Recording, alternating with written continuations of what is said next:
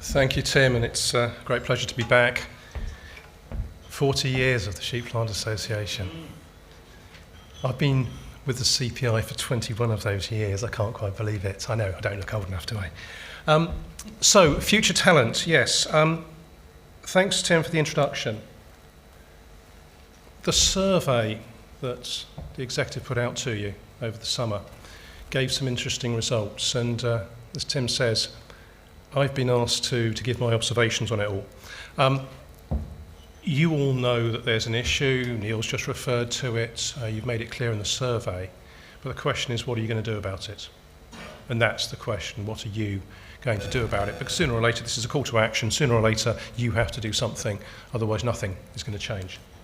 So why do we engage a youth audience? Forgive me if I'm making it a little bit too simple, but I just want to break it down and try and get you thinking as clearly as possible about what we're doing and why. Why engage a youth audience? Well, one reason, of course, is recruitment, because you've got those 33 vacancies, because you want to fill them. Perhaps you want to look ahead and think about recruitment in 2 or 5 years' time. So first reason, obviously, recruitment, and that links in very closely with apprenticeships, one of the questions in your survey. But then there's also just generally raising awareness of the industry. Environmental promotion, sustainability, we're a great industry. Everything Neil was saying about we're an alternative to plastics. There's lots of good things you can say if you're going out to schools anyway. And that, of course, then links in to schools and careers fairs. So again, clarity in your thinking. What is it we're trying to achieve? Like literally, what are we trying to achieve? If we're going into schools, which schools are we going to go to? What ages are we talking to? Is it primary? Is it secondary? Different messages for different audiences. So coming to your survey, looking first of all at the whole piece around apprenticeships. There was a good number of replies from you, thank you. And 81% of people who responded said we've got a talent gap. Okay, good, you've identified there's a problem. We've got somewhere to start from. How many of you have taken on apprentices in the last 5 years? Over half, 56%. Good.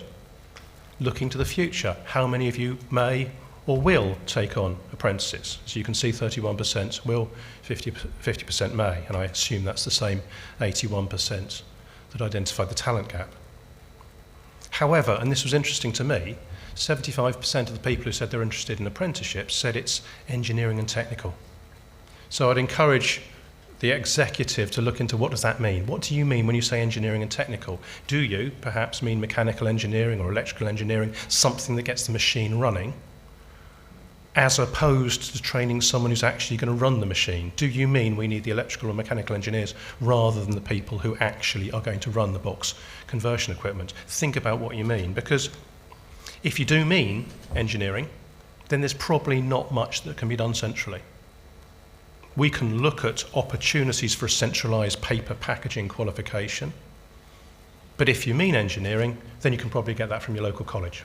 And if not immediately your local college, there will be somewhere relatively close to you. That's the sort of thing you can do on a regional basis. And there might be scope for sheep plants to get together. In this region, we'll go to this college and we'll get a dozen of us on the apprenticeship scheme from across a number of sheep plants. Those are the sort of things you can consider. If it is mechanical and electrical, then that's something you can do yourselves. Now, if you wanted a paper packaging conversion apprenticeship, frankly, forget it. It is way too complicated to do. Sheep Plant Association is never going to do that. With the greatest respect, that's just not going to happen. So you'll have to work with what's existing, and there is an option for you. British Printing Industries Federation, BPIF, we can give you the contact details. They have printing operative to level 2. That's a good GCSE grade. Or to level 3, that's sort of equivalent of A-level grade. They've got these already. If you are interested in this sort of scheme for people who are actually running your conversion equipment, that sort of thing exists. So that might be coming from the SPA executive centrally, so you can think about that. Coming back to the survey, beyond apprenticeships, what else did it tell us? A majority say community storytelling should be a focus. Great. So you are willing and keen to get out there, or you want someone to get out there and do it. It did amuse me that 69% say we should be telling the story, but only 50% of you are prepared to do it. Now, no surprises, but there is something in that. Because if you want it to happen, you've got to do it. SPA can't centralise the act of going into schools. There's lots of good stuff they can do, which I'll come to, and Tim will return to as well. There's lots of good stuff that can be done, but the act of going into a school, it's got to be you. Not necessarily the people in this room. Might be better if it's someone who's closer in the age to the people you're speaking to. If you're speaking to 16-year-olds, you probably want someone who's 18, 20, 22.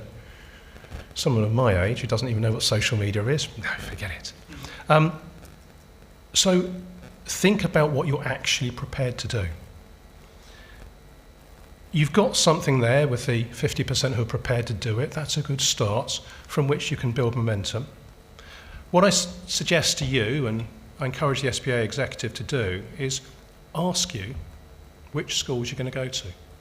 You've answered this question saying we're prepared to go. Right, which school specifically? What's it called? Where is it? Which school are you going to go into? And when are you going to do it? And then someone from the executive can chase you and say, did you do it? What were the results? And when you do it, and when you say, actually, it was really good because, then you could be up on this stage, or there could be an email circular or something, so everyone else learns. If one or two of you say, yeah, it really worked well, then hopefully the rest of you will come on board. So exchange best practice, speak at future conferences, whatever you choose to do. Build the momentum, because if you're going to have those students coming to the trade show next year, if you're going to make a difference, then you need to do something. So I think this is my final slide, just the last 2 bullet points. Tim's going to talk about the ukcareersfair.com website, great opportunity. There's a schedule of careers fairs happening around the country. Go to the website, find out when one's happening. Hopefully the executive can say, right, you've got these sheep plants in this area, get your act together, all attend under the new branding that Tim's talked about. And my final bullet point there, action is going to be required. If you want to make a difference on this, SPA can give you some helping guidelines, CPI can give you some guidelines, we can work together centrally, but at the end of the day, it comes down to you. Thank you.